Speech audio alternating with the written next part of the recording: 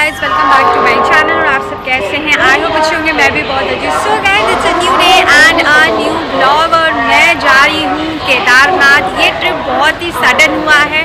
ये मैंने टिकट तत्काल में बुक किया है और इस वक्त मैं हूँ हावड़ा स्टेशन में। तो कोलकाता से केदारनाथ हम डायरेक्ट नहीं जा सकते क्योंकि डायरेक्ट कोई रूट ही नहीं है। तो पहले मुझे जाना होगा हरिद्वार, फिर वहाँ से आगे की प्रोसेस मैं आपको बताऊँगी। फ़िलहाल इस वक्त मैं हूँ कोलकाता हावड़ा स्टेशन पे और यहाँ से मैंने अपना ट्रेन जो बुक किया है वो है कुंभ एक्सप्रेस। ये डायरेक्ट मुझे हरिद्वार ड्रॉप करेगी।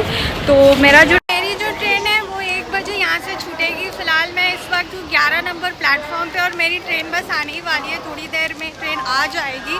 ट्रेन इज़ ऑन टाइम और ट्रेन की कैसी जर्नी रहने वाली है वो तो मैं आप लोगों को बताऊँगी। और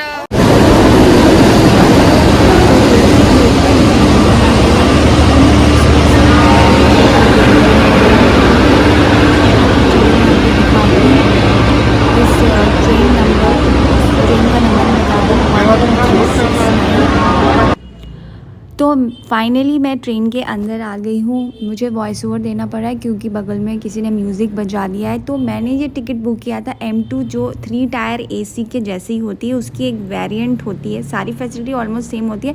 हो सकता है इसमें कुछ ज़्यादा फैसिलिटी भी मुझे थोड़ा बहुत देखने को मिला है। तो चलिए मैं आप लोगों को भी दिखा देती हूँ क्या क्या फैसिलिटी है। पहले वॉशरूम से स्टार्ट करते हैं। तो वेस्टर्न एंड इंडियन वॉशरूम यहाँ पर मुझे देखने को मिलता है। तो फिलहाल मैं आपको वेस्टर्न दिखा दे रही हूँ।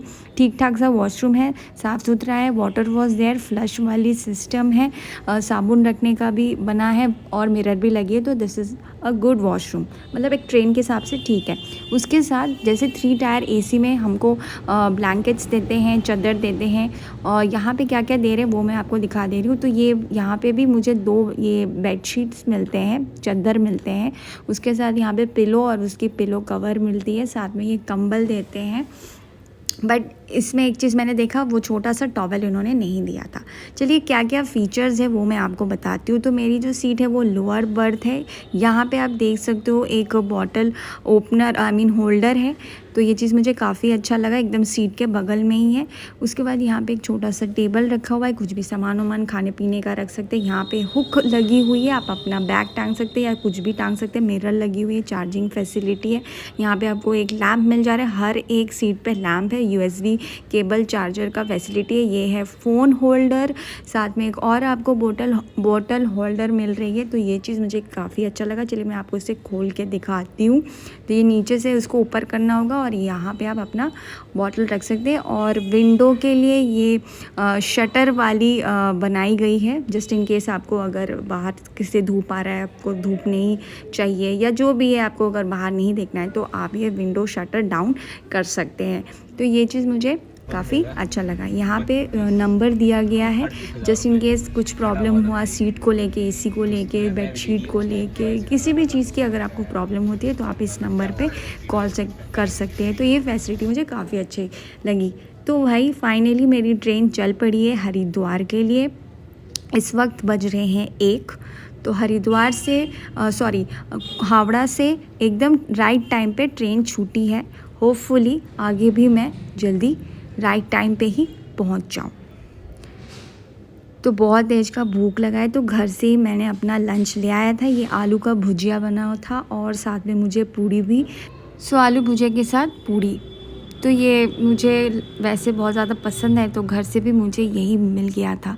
तो I was very happy with the lunch. तो लंच हो गया है और बहुत ही टेस्टी खाना बना था, पेट काफ़ी भर गया है। और इस वक्त मैंने सोचा थोड़ा सा रेस्ट कर लेते हैं क्योंकि वैसे भी मैं बहुत जल्दी उठ गई थी, करीब 5 बजे। तो मैंने कहा चलो जब उठ ही गए हैं तो लास्ट जो थोड़ा बहुत पैकिंग का बचा है वो कर लेते हैं।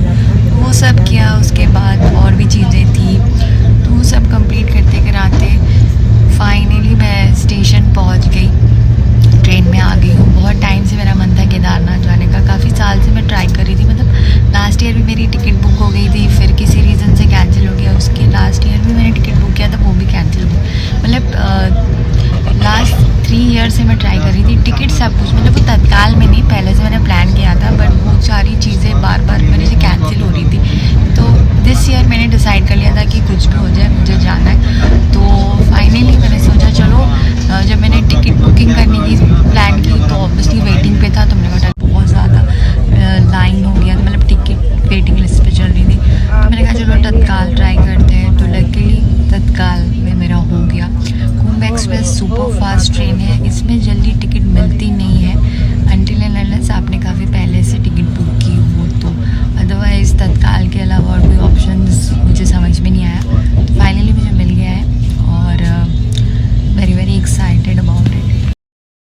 तो देखते ही देखते रात हो गई है। चलिए मैं आपको यहाँ पे लैंप ऑन करके दिखाती हूँ। ये एकदम मेरे सीट के ऊपर में ही लैंप लगा हुआ है। तो ये चीज़ मुझे बहुत अच्छा लगा कि किसी और को डिस्टर्ब भी नहीं होगा। आपको ज़रूरत है तो आप लाइट ऑन कर सकते हैं और आपके सीट तक लाइट आएगी और किसी और को डिस्टर्बेंस भी फील नहीं होगा। तो इस वक्त हम वाराणसी क्रॉस कर रहे हैं और रात को मुझे बहुत तेज का लग गया था भूख, क्योंकि वाराणसी पहुँचे थे ट्रेन पहुँची थी अराउंड 2 बजे। तो उस समय तो और कुछ मिल ही नहीं रहा था। चिप्स का पैकेट मेरे पास रखा था, मैंने कहा चलो यही खा लेते हैं, मेरा पेट भर जाएगा, फिर सुबह में कुछ ब्रेकफास्ट का सोचेंगे। ये चिप्स एक्चुअली मुझे लगा नहीं था इतना टेस्टी होगा, but this is actually very nice.